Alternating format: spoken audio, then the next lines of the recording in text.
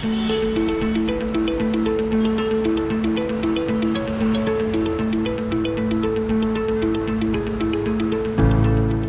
my name is Paul Ninnes and I'm from Real Talk Australia, and this is something to think about.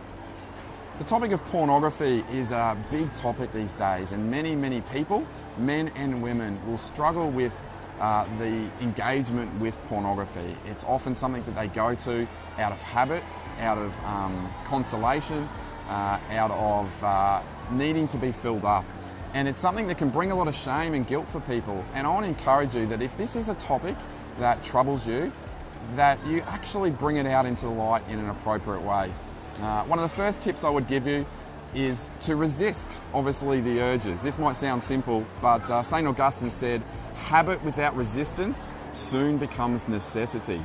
And so it's important to resist the urges and the desires in those times, but also to invite God into those struggles. And I encourage people to remember the acronym P.A.S.S, P-A-S-S. P stands for prayer, to pray every day, but to pray in those moments of temptation. If you're walking down on the beach and you find that a place of temptation, to pray in those moments, to pray for the people that maybe you find yourself looking at in an inappropriate way. Secondly, accountability. Accountability best comes out of authentic relationships from same-sex relationships, in the sense of friendships and brotherhood and sisterhood. And accountability means you give someone that you trust and you love permission to ask you, how are you going in life? How are you going in this particular area of your life?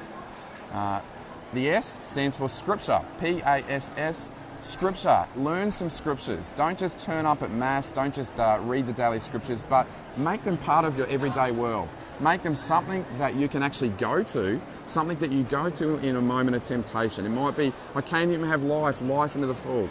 It might be, I made a covenant with my eyes not to look at a woman lustfully. It might be, I take every thought and make it obedient to Christ. But to bring out those scriptures in the moments of temptation, make them part of your everyday living. And the last S is sacraments. In particular, the sacrament of reconciliation. I encourage all people who are struggling in this area to turn to Jesus and go to the sacrament of reconciliation as a place of not only accountability and forgiveness, but also a place of refreshment, a place to be filled up and receive the graces to give you the strength in this particular area. So hopefully that helps. My name is Paul Ninnes, and this has been something to think about.